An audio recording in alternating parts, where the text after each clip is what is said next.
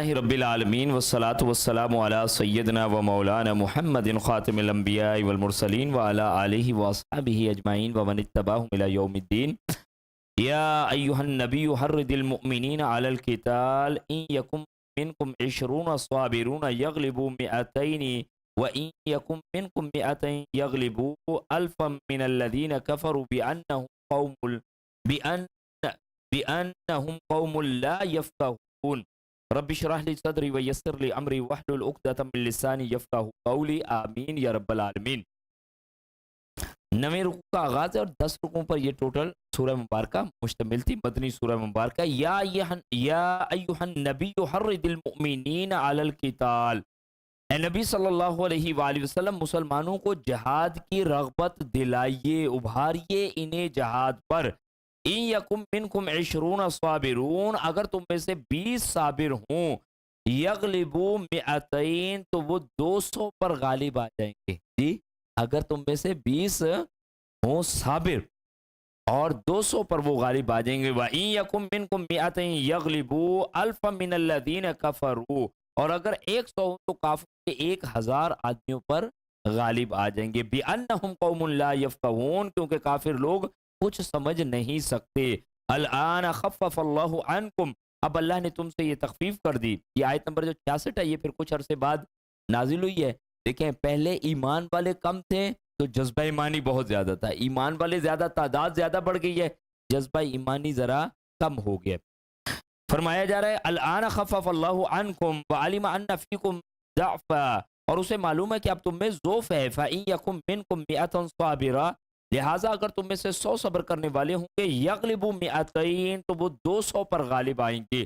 وَإِن يَكُن مِّنكُمْ أَلْفٌ يَغْلِبُوا 2000 بِإِذْنِ اللَّهِ، اور اگر 1000 ہوں گے تو اللہ کے حکم سے 2000 پر غالب آئیں گے۔ وَاللَّهُ مَعَ الصَّابِرِينَ، اور اللہ صبر کرنے والوں کے ساتھ ہے۔ پہلے تھی ریشو 1:10، ایک مسلمان تو 10 کافر، اب کیا آ رہی ہے 1:2، ایک مسلمان اور 2 کافر۔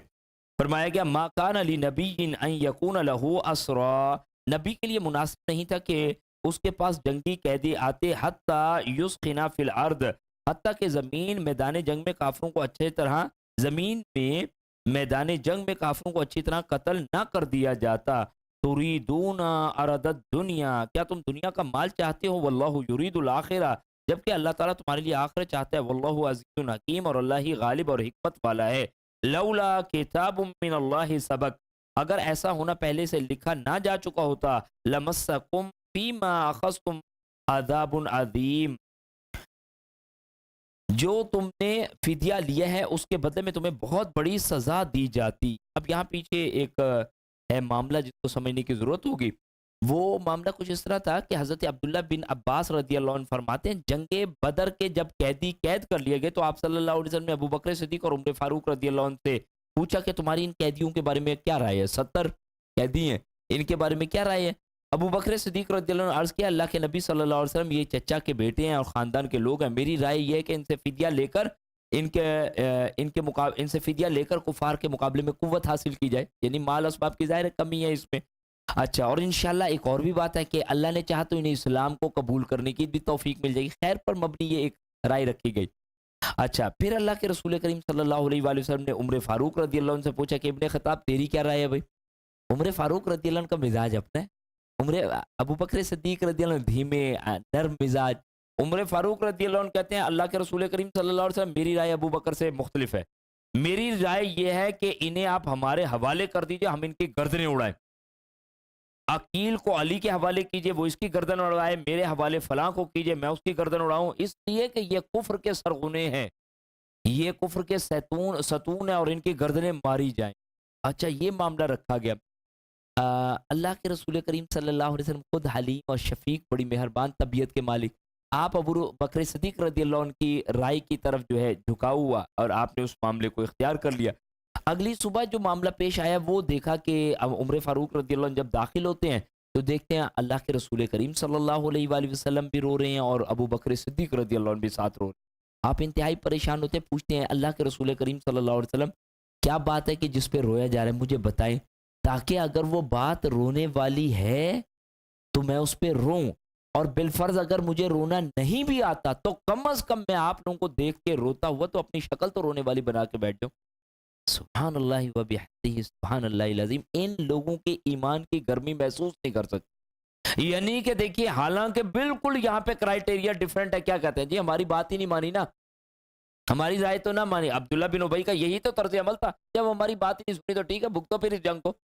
جنگ احد والا معاملہ یہاں پر کیا انداز ہے, کوئی اس بات پہ نہیں ہے, بلکہ یہ اللہ کے رسول کریم صلی اللہ علیہ وسلم کس بات پہ آپ رو رہے ہیں, آپ ہمیں وہ بات بتائیں تو تاکہ میں بھی روں, اور اگر رونا نہیں آتا تو کم از کم میں رونے والی شکل ہی بنا لوں. آپ صلی اللہ علیہ وسلم نے فرمایا کہ میں اس وجہ سے رو رہا ہوں کہ جو تمہارے ساتھیوں نے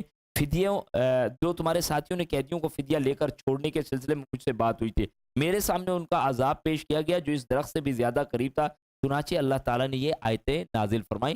مسلم کی روایت ہے. اصلا دیکھیں اس جگہ پر تھوڑا سا ایک معاملے کو سمجھنے کے لیے جو ہے وہاں سے کچھ اس انداز سے رب کی مرضی و منشا کو نہیں پایا گیا جس پر آپ صلی اللہ علیہ وسلم کو لا کر تنبیہ کرائی گئی ہے. قرآن مجید میں 7 مقامات ایسے ہیں جہاں پر اللہ کے رسول کریم صلی اللہ علیہ وسلم کو توجہ دلائی جا رہی ہے کہ اے پیارے رسول صلی اللہ علیہ وسلم یہ معاملہ اس انداز سے نہیں ہونا چاہیے تھا. وہ شہد والا معاملہ امید ہے آپ کے ذہن میں آئے گا, آگے ہم چل کے پڑھیں گے. یہاں پر جنگ بدر کے قیدیوں کے حوالے سے بھی ہے. اس کا معاملہ ایسا ہے کہ یہ سورہ محمد صلی اللہ علیہ وآلہ وسلم کی آیت نمبر 4 ہے, وہ حکم جس کی بنیاد پر آپ صلی اللہ علیہ وسلم نے بدر میں قیدی بنائے تھے. اس میں یہ تھا کہ مسلمانوں جب تمہاری کافروں سے مد بھیڑ ہو جائے تو ان کی گردنیں اڑا دو, حتیٰ کہ جب بے دریغ قتل کر چکو تو قیدیوں کے مشقیں کس لو, پھر اس کے بعد یا تو ان پر احسان کرو یا تاوان لے کر چھوڑ دو, حتیٰ کہ لڑائی اپنے ہتھیار ڈال دے. یہی حکم ہے, اور اگر اللہ چاہتا تو خود بھی ان سے انتقام لے لیتا, مگر اس نے چاہا کہ تمہارے ذریعے ایک دوسرے سے آزمائے, تمہیں ایک دوسرے سے آزمائے, اور جو لوگ اللہ کی راہ میں قتل ہوئے ان کے اعمال کو اللہ ہرگز ضائع نہیں کرے گا. یہ وہ آیت تھی. اب وہ جس کی بنیاد پر آپ صلی اللہ علیہ وسلم نے بدر میں قیدی بنائے تھے, اس میں اللہ نے حکم دیا تھا کہ جب کافروں سے جنگ ہو تو پہلے ان کو مارو, جب خوب خون ریزی ہو جائے تو ان کو غلام بنا لو, حزب ختم ہونے کے بعد اگر چاہو تو فدیہ لو. اب یہاں پہ حزب کس کو سمجھا گیا ہے؟ حزب اللہ سبحانہ وتعالیٰ کے نزدیک وہ وار تھی, جبکہ اللہ کے رسول کریم صلی اللہ علیہ وسلم اس بیٹل یعنی غزوے کو سمجھ رہے تھے. غزوہ ہے, بدر ختم ہوا, آپ نے سمجھا بات ختم نہیں, ابھی تو یہ معاملہ شروع ہوا ہے جو کہ جا کے ختم ہوگا غزوہ تبوک کی صورت میں. تو آپ سے کہا جا رہا تھا کہ جنگ کے ختم ہونے کے بعد اس سے فدیہ لیا جا سکتا ہے. بہرحال اللہ کے رسول کریم صلی اللہ علیہ وسلم آپ ساتھیوں سب کے لیے اللہ سبحانہ وتعالیٰ کی بخشش کا معاملہ فرمایا گیا. اس کے بعد جب یہ مال غنیمت پہ اسی کی وجہ سے یعنی فدیوں سے جو قیدیوں کو سے جو فدیہ لیا گیا تھا, اب اس کو صحابہ کرام نہ استعمال کرتے ہوئے کراہت محسوس کر رہے تھے کہ اسی کی وجہ سے تو ہم پر جو ہے عذاب ہے اللہ سبحانہ وتعالیٰ کا. تو وہاں پہ پھر اس کی نفی کے لیے فرمایا جا رہا ہے فَقُلُوا مِمَّا غَنِمْتُمْ حَلَالًا طَيِّبًا, سو جو تم بطور غنیمت حاصل کر لیا اسے کھا سکتے ہو, وہ حلال اور پاکیزہ ہے. وَاتَّقُوا اللَّهَ, اور اللہ سے ڈرتے رہو, إِنَّ اللَّهَ غَفُورٌ رَحِيمٌ, اللہ سے ڈرتے رہو, اللہ بخشنے والا اور رحم کرنے والا. یعنی اس معاملے کو بھی اللہ تعالیٰ نے اپنی رحمت سے بخش دیا, اور یہ غنیمت کا جو مال ہے اب یہ تم اس سے استفادہ کر سکتے ہو. یا ایھا النبی قل لمن فی ایدیکم من الاسری, اے نبی صلی اللہ علیہ وسلم جو قیدی آپ لوگوں کے قبضے میں آئے ہیں انہیں کہیے کہ ان یعلم اللہ فی قلوبکم خیرا, کہ اگر اللہ تمہارے دلوں میں کچھ بھلائی دیکھی اللہ نے تو یؤتیکم خیرا مما اخذ منکم, تو جو مال تم سے چھینا جا چکا اس سے بہتر تمہیں عطا کرے گا. ویغفر لکم, اور اللہ تمہیں بخش بھی دے گا. واللہ غفور الرحیم, اور اللہ معاف کرنے والا ہے. وَإِن يُرِيدُوا خِيَانَتَكَ, اور اگر تم نے اس میں خیانت کی اور اگر وہ آپ سے خیانت کرنا چاہتے ہوں فقد خان اللہ من قبل, تو اس سے پہلے وہ اللہ سے بھی خیانت کر چکے ہیں. فَأَمْكَنَ مِنْكُمْ, پھر وہ آپ کے قبضے میں آ گئے ہیں. واللہ علیم حکیم, اور اللہ خوب جاننے والا اور حکمت والا ہے. قیدیوں میں سے جو فدیہ لیا گیا تھا نا, اس کی قیمت جو ہے اس کی مقدار 4000 درہم فی کس تھی. قیدیوں کو جو چھوڑنا تھا 4000 درہم فی کس. ان قیدیوں میں آپ صلی اللہ علیہ وآلہ وسلم کے چچا حضرت عباس, آپ کے داماد ابو العاص اور نوفل بن حارث یہ بھی شامل تھے. آپ کے چچا زاد بھائی عقیل بن ابی طالب بھی تھے. آپ صلی اللہ علیہ وسلم نے حضرت عباس سے جب فدیہ جمع کرانے کے لیے کہا نا تو کہتے میرے پاس تو مال ہی نہیں. اچھا آپ کے چچا ہیں, آپ کو پتا ہے حضرت عباس رضی اللہ عنہ کے مال تو ان کے پاس ہے, بلکہ مال تو انہوں نے گاڑا. انہوں نے کہا کہ ایسا کرو وہ بتاؤ کہ آپ صلی اللہ علیہ وسلم فرمایا تمہارا وہ مال کہاں ہے جو تم نے اور ام الفضل نے مل کر گاڑا ہے. تو کلمہ پڑھنے لگ پڑا, کہنے وہ مال جو ہے وہ صرف مجھے اور ام الفضل کو ہی پتا تھا کہ پڑھا ہے, اور اللہ کے رسول کریم صلی اللہ علیہ وسلم اگر آپ کے علم میں ہے تو پھر آپ اللہ کے سچے رسول ہیں. بہرحال انہوں نے نا وہ مال بھی دیا اور اس کے بارے میں وہ خود کہتے ہیں پھر حضرت عباس رضی اللہ عنہ آپ کہا کرتے تھے کہ مجھ سے 20 اوقیہ اور اپنا اور اپنے دونوں بھتیجوں کا لیا گیا بطور فدیہ، لیکن اس کے عوض اللہ تعالیٰ نے دنیا میں مجھے بہت سا مال دیا. اس وقت میرے پاس 20 غلام ہیں جن کی کمائی سے مجھے بہت فائدہ تھا، اور سب سے بڑھ کر اللہ کی بخشش. یہی بات پیچھے آیت میں کہی گئی کہ جن لوگوں سے مال لیا گیا اگر ان کے دل میں خیر ہے تو اللہ انہیں ان کا یہ مال بھی واپس کر دے گا، اور سب سے بڑھ کر اللہ کی بخشش ان کے شامل حال ہو جائے گی. سو وہ کہتے ہیں یہ بات ہم نے منوان اپنی زندگی میں خود یہ معاملہ اسی طرح دیکھ لیا. بھائی پتہ نہیں اللہ ہمیں بھی یہ یقین نصیب فرما دے. یعنی جب اللہ کی کوئی بات ہوتی ہے وہ 100% ویسے پوری ہوتی ہے. ہم اس پر ایمان لانے والے تو وہ بن جائے. وَمَنْ أَصْدَقُ مِنَ اللَّهِ قِيلًا، اللہ سے زیادہ بڑھ کر سچی بات کس کی ہوگی. اور اگر وہ آپ سے خیانت کرنا چاہتے ہیں تو اس سے قبل وہ اللہ سے بھی خیانت کر چکے ہیں، پھر وہ آپ کے قبضے میں آ گیا. اللہ خوب جاننے والا اور حکمت والا ہے. ان الذین آمنوا وہاجروا وجاہدوا باموالہم وانفسہم فی سبیل اللہ، بلا شبہ جو لوگ ایمان لائے اور ہجرت کی اور اللہ کی راہ میں اپنے اموال اور جانوں سے جہاد کیا. والذین آووا ونصروا اولئک بعضهم اولیاء بعض، اور وہ لوگ جنہوں نے مہاجرین کو پناہ دی اور ان کی مدد کی، یہ سب ایک دوسرے کے ولی ہیں. ایمان والوں کو بچانا بھی ضروری ہے جنہوں نے انہیں پناہ دی. آج تو معاملہ الگ ہے نا جی، ہے نا. نیکی اور بھلائی کے کام میں بھی کسی کو کھڑے ہوئے دیکھا ہوا کرتے ہوئے نہیں، اس کو معاون و مددگار بنتے ہوئے دیکھا اسے بھی اندر کر دیں گے. ایسے ہی یہ چیز فرمایا گیا والذین آمنوا ولم یہاجروا ما لکم من ولایتہم من شیء حتی یہاجروا، اور جو لوگ ایمان لائے تو اور جو لوگ ایمان تو لائے لیکن ہجرت نہیں کی، ان سے تمہارا ولایت کا محبت کا تعلق کا کوئی تعلق نہیں حتیٰ کہ وہ ہجرت کر کے آ جائیں. وَإِنِ اسْتَنْصَرُوكُمْ فِي الدِّينِ فَعَلَيْكُمُ النَّصْرُ، ہاں اگر وہ دین میں تم سے مدد طلب کریں تو ان کی مدد تم پر لازم ہے. إِلَّا عَلَىٰ قَوْمٍ بَيْنَكُمْ وَبَيْنَهُمْ مِيثَاقٌ، سوائے اس کے کہ کسی ایسی قوم کے خلاف جن کے اور تمہارے درمیان معاہدہ ہو. وَاللَّهُ بِمَا تَعْمَلُونَ بَصِيرٌ، اور جو کچھ تم کرتے ہو اللہ اسے خوب دیکھ رہا ہے. وَالَّذِينَ كَفَرُوا بَعْضُهُمْ أَوْلِيَاءُ بَعْضٍ، اور جو لوگ کافر ہیں تو وہی ایک دوسرے کے وارث ہیں. إِلَّا تَفْعَلُوا تَكُنْ فِتْنَةٌ فِي الْأَرْضِ وَفَسَادٌ كَبِيرٌ، اگر تم ایسا نہ کرو گے تو ملک میں فتنہ اور بڑا فساد برپا ہو جائے گا. والذین آمنوا وہاجروا وجاہدوا فی سبیل اللہ، اور جو لوگ ایمان لائے اور ہجرت کی اور اللہ کی راہ میں جہاد کیا.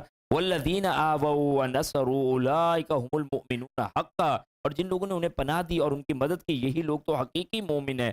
لہم مغفرۃ ورزق کریم، ان کے لیے بخشش اور عزت کا رزق ہے. ہم نے اس سورہ مبارکہ کے شروع میں بندہ مومن کی خصوصیات کے حوالے سے دیکھا تھا کہ آئی تھی انما المؤمنون الذین اذا ذکر اللہ وجلت قلوبهم واذا تلیت علیہم آیاتہ زادتہم ایمانا وعلی ربہم یتوکلون، کہ مومن تو وہ ہیں جب ان کے سامنے اللہ کا ذکر کیا جاتا ہے تو ان کے دل کانپ جاتے ہیں، اور جب ان پر اللہ کی آیات پڑھی جاتی ہیں تو ان کا ایمان بڑھ جاتا ہے، اور وہ اپنے رب پر بھروسہ کرتے ہیں اور نماز قائم کرتے ہیں اور زکوٰۃ دیتے ہیں اور جو کچھ ہم نے انہیں دیا ہے اس میں سے خرچ کرتے ہیں. یہی تو مومن ہے، حق کے سچے مومن ہیں، اور ان کے درجات ان کے رب کے پاس ہیں اور بخشش ہے اور رزق کریم ہے. اچھا وہاں پر بندہ مومن کا جو ہے باطنی پہلو، یہاں پر اس کا خارجی پہلو بندہ مومن کے ایمان کے حوالے سے بتایا جا رہا ہے کہ اور جو لوگ ایمان لائے اور ہجرت کی اور اللہ کی راہ میں جہاد کے اندر ایمان ہے تو پھر ہجرت اللہ کی راہ میں جہاد یہ چیزیں نظر آئیں گی. اور جن لوگوں نے انہیں پناہ دی ان کی مدد کی یہی لوگ حقیقی مومن ہیں، ان کے لیے بخشش اور عزت کا رزق ہے. والذین آمنوا من بعد وہاجروا وجاہدوا معکم، اور جو لوگ ہجرت نبی کے بعد ایمان لائے اور ہجرت کر کے آ گئے اور تمہارے ساتھ مل کر جہاد کیا فاولئک منکم، اور جہاد کیا وہ بھی تم میں شامل ہیں. وَأُولُو الْأَرْحَامِ بَعْضُهُمْ أَوْلَىٰ بِبَعْضٍ فِي كِتَابِ اللَّهِ، مگر اللہ کے نوشتے میں خون کے رشتہ دار ایک دوسرے کے زیادہ حقدار ہیں. یہ اصل میں مواخات کی بنا پر وراثت کا عارضی قانون منسوخ ہوا تھا.